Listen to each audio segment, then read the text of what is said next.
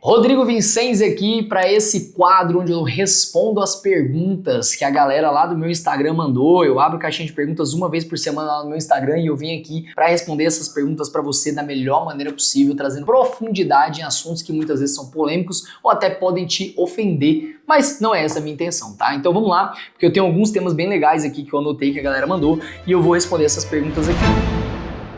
A primeira pergunta é o seguinte: quando eu posso começar a relaxar um pouco mais na minha empresa? Sinto que eu carrego o peso do mundo nas minhas costas, tá? Bom, essa pergunta aqui, ela tem uma resposta muito simples. Você quer paz, seja um fracassado. Ninguém liga de madrugada pro fracassado pra pedir ajuda. Ninguém pede dinheiro emprestado pro fracassado. A sogra não quer morar na casa do fracassado. Tô falando besteira aqui? Não quer, velho. Você quer ter paz, seja fracassado. Qual que é a visão? Quanto mais você cresce na vida, quanto mais você se desenvolve, principalmente como empresário, pelo que eu vi que você é empresário, quanto mais você se desenvolve como empresário, mais a sociedade cobra de você. Mais pesada é a carga e maior é a pressão. Então, tipo assim, que dia que eu posso relaxar? Né? Não tem isso. Tipo, ter uma empresa, ter uma empresa aqui, é tipo acelerar um navio. É muito difícil sair do cais, sair do porto ali, né? Depois que ele já tá numa determinada velocidade, se você desligar o motor, ele ainda anda mais um pouco. Só que se você não religar o motor e acelerar de novo, uma hora ele vai parar, vai estagnar e vai afundar. Então, qual que é a visão aqui? Tem que pensar. Sou empresário, trabalho muito, igual um condenado, igual um maluco das ideias, trabalho igual um doido. Você tem que diminuir sua carga horária. Você não quer relaxar, você quer diminuir sua carga horária, porque você não vai ficar à toa. O que você faz? Você começa a observar quais são os seus ladrões de tempo e quais são as atividades que estão colocando dinheiro no seu bolso. Por exemplo, o que eu fiz? Eu abri meu Google Agenda, eu uso o Google Agenda hoje em dia para muita coisa, né? Vou até mostrar aqui para vocês na tela, ó. Meus compromissos, eles são coloridos. Olha que interessante que eu faço aqui, ó. Eu deixei esse coloridinho, tá vendo? Por quê? Tudo que é verde aqui são atividades que colocam dinheiro no meu bolso e tudo que tá de azul são atividades que eu já vendi. Tipo assim, eu já recebi e tenho que entregar. O que você tem que fazer? Você tem que equilibrar, ó. Equilibra. Pô, tem que ter o mesmo tanto de verde que eu tenho de azul. Geralmente o ladrão de tempo é o azul. Só que, pô, o azul eu tenho que fazer porque eu vendi. Aí que entra contratação e delegação. Daí fica essa dica aí pra você. Rodrigo, eu tenho um amigo meu, a gente cresceu junto e tô pensando em começar uma sociedade. Nossa,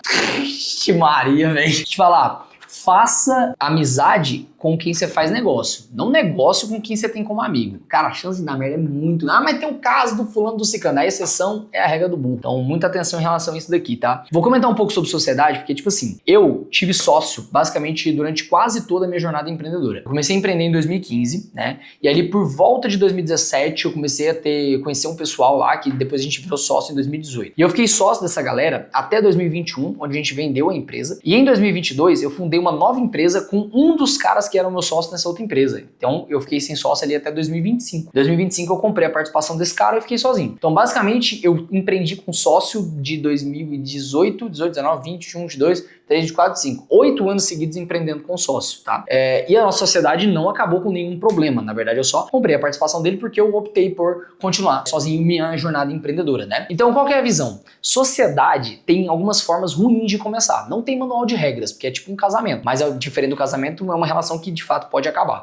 Mas qual que é a visão? Quando você vai começar uma sociedade, as formas mais erradas são: eu gosto dele, ele é meu amigo, vou começar uma empresa com ele. Cara, você vai perder um amigo. Alguma hora vai dar merda, você vai perder um amigo. Segundo, eu tenho uma habilidade A, ele tem uma habilidade B. Por exemplo, o Lucas aqui. O Lucas grava vídeo e eu sei falar pra câmera. Então vamos criar junto o canal no YouTube? Cara, mais cedo ou mais tarde, talvez vai subir o ego de eu ser um influenciador e eu vou achar que eu mereço ganhar mais do que ele. Ou ele vai falar que os vídeos só são bombados por causa da edição dele. Tipo, isso vai acontecer. Porque no futuro da empresa, as habilidades individuais que foram usadas pra empresa nascer não fazem mais diferença. Não fazem mais diferença. O Lucas daqui X anos, vamos supor que o canal tá começando agora e depois o canal cresce, a habilidade dele vai ser formar outras pessoas e não mais o que ele fazia. Então, muitas vezes o sócio do começo do negócio não presta do meio pro fim do negócio. Então é muito isso, tá? Então, como que eu faço, Rodrigo? Qual que é a melhor forma de eu estabelecer uma sociedade? Pra mim, a única forma segura de se estabelecer uma sociedade é quando ela tem início, meio e fim. Por exemplo, vamos lá. Eu e o Lucas começamos do zero um canal novo no YouTube, onde nesse canal a gente é sócio. E o nosso contrato, ele converte em fim da sociedade quando a gente bater, por exemplo, 100 mil inscritos. Quando bater 100 mil inscritos, a participação dele é convertida em AdSense por um ano e a empresa passa a ser só minha. Pronto, coloca uma regra para a sociedade acabar. Nesse caso, dá até para você fazer empresa com teu amigo. Coloca uma regra, quando a gente bater 20 clientes, a gente separa 10 e continua o negócio. Porque você evita a briga lá na frente, velho. Viu? Espero ter ajudado aí na sua vida, tá? Agora vamos aqui para a próxima pergunta. Salve, Rodrigo. Salve. Tudo bem? Como é que é aqui? Meu pai é classe média alta, me dá boas condições, tenho 23 anos, mas eu sinto que ele não me respeita. Eu tenho hoje um emprego, ganho bem e empreendo por fora, cerca de 30 mil de renda mensal. Caramba, você tá bem, hein? Mas meu pai não me respeita, que, cara, pior que eu me identifico com esse maluco aqui, velho. Isso aqui é muito louco, tá? Mas é o seguinte, e é pesado o que eu vou falar aqui, tá? Mas o seu pai nunca vai te respeitar enquanto você agir como o filho adolescente dele. E eu vou contar uma história minha, não vou ficar apontando o dedo na cara de vocês não, tá? Eu moro em Goiânia, Goiás, e sou do Tocantins. Então meu pai e minha mãe moram no Tocantins, a aproximadamente 1.100 quilômetros de mim, certo? Toda vez que eu vou visitá-los, né, lá não tem aeroporto lá perto de onde eles moram em zona rural. Então eu não tenho jato particular ainda, então eu tenho que ir de carro. Pra eu ir e voltar de carro, somando custos de viagem, despesas gerais, e pô, eu sou casado, eu tenho um filho, então tem que parar em posto de gasolina, dar almoço pra menina e tananã, tananã. Eu gasto quase R$2.000 pra ir e voltar. Tipo, esse é só meu custo pra ir e voltar. Beleza, tá tudo certo. Essa é a grana que eu gasto. Só que quando eu vou pra lá também, né, e aí, tipo, tem outros custos e tudo mais. Antigamente, principalmente quando eu comecei a fazer faculdade e tal, e eu ia pra casa do meu pai, era aquele alívio. Tipo, vou levar roupa pra minha mãe lavar e não vou levar nada. Vou com fome e vou pra comer e beber de graça porque eu tô indo pra casa do meu pai. Esse é o comportamento do filho adolescente. O filho adolescente, ele age como se sempre que ele vai à casa do pai, ele pode voltar a ser e agir como o filho adolescente. Eu era exatamente assim. Aí teve um dia, eu já tava no auge dos meus 25 anos, 26 anos, eu acho. Hoje eu tenho 31, então não faz tanto tempo. Na mesa lá, do jantar, lá na casa dos meus pais, não sei o que foi que eu fiz uma brincadeira e minha mãe respondeu assim, não sei o que, eu vou cortar sua mesada. E eu pensei, gente, eu tenho 26 anos, eu vivo da minha própria renda, eu tenho empresa, eu tenho CNPJ, eu tenho 5 anos de CNPJ, e essa véia tá falando... Pensei na minha cabeça, não falei isso pra ela. Essa mulher tá falando pra cortar minha mesada, que diabo de mesada essa mulher tá louca, né? Tipo assim, eu fiquei super ofendido no dia, eu saí de perto e tal, enfim, fiquei ofendido com o que ela falou, me senti invalidado, certo? E meu pai apoiou o que ela falou na hora da conversa, e eu fui pro quarto lá e tal, e tudo certo. 2, 3 dias depois, eu voltando de carro com a minha esposa, e eu reclamei disso pra ela. Falei, amor, não gostei daquilo que a minha mãe falou, que não sei o que pipipipopó. Ela virou pra mim e falou assim, mas também, toda vez que você vem pra cá, você age como filho adolescente, você não traz um vinho pra sua mãe, um uísque pro seu pai, não traz nem a carne que você vai comer no churrasco que você traz. E eu já te vi, ela falou de jeito, e eu já te vi pedindo pro seu pai pagar a gasolina de você vir pra cá. Como que você quer ter moral? Eu olhei e falei assim, cara, é verdade. Olha os comportamentos que eu tenho. Eu chego na casa da minha mãe e eu começo a agir como um filho adolescente da minha mãe e do meu pai, né? Meu pai e minha mãe são casados até hoje. Eu agia como esse filho adolescente. Quando você age, olha como que é quando tu vai na casa do teu pai e da tua mãe. E se você mudar o seu comportamento, vai demorar pelo menos 1 ano pra eles começarem a te respeitar. Você começa a tipo assim, por exemplo, eu comecei a levar presente. Eu comecei, meu pai, não precisa trazer nada não. Eu levava alguma coisa. Eu nunca tinha dado um presente. Eu ganhava dinheiro e não dava presentes pro meu pai. Porque como meu pai tinha condição financeira, né, de se dar os próprios presentes, eu nunca sentia aquela vontade de presentear, né, com presentes, com materiais dos meus pais. E eu comecei a presentear. Cara, é surreal. Não precisa um presente caro, não precisa nada do tipo, mas o fato de você começar a servir os seus pais vai te fazer ter muito mais respeito do que você ganhar 10 vezes mais do que o seu pai.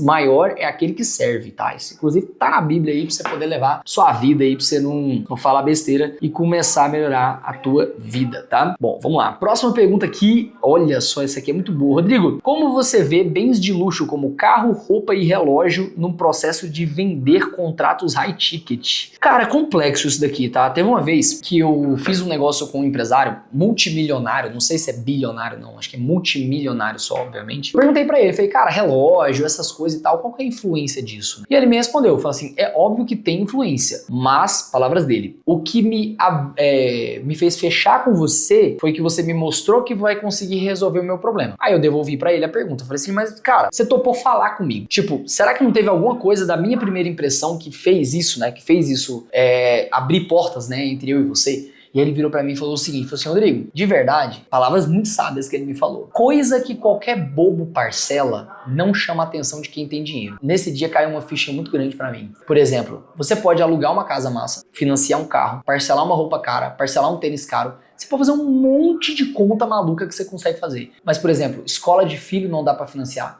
folha de pagamento não dá para financiar, ter um escritório físico não dá para financiar. E ele virou para mim e falou assim: as coisas que rico sabe que não dá para financiar, que você tem que arcar com aquilo mensalmente, que é um contrato, passa muito mais visão de estrutura do que bens materiais como carros e relógios. É importante estar bem, é importante ter um bom carro, coerente se você se apresenta como alguém bem sucedido, você ter bons bens materiais, sim, mas não é obrigatório e não é isso que vai definir as mesas que você senta. Bom, acho que é isso, acho que deve ter mais pergunta aí, depois se você quiser mandar pergunta aqui embaixo, depois a gente dá uma olhada também, ou então lá no Instagram, fechou? Grande abraço aí, aperta seu like, se inscreve no canal e tamo junto.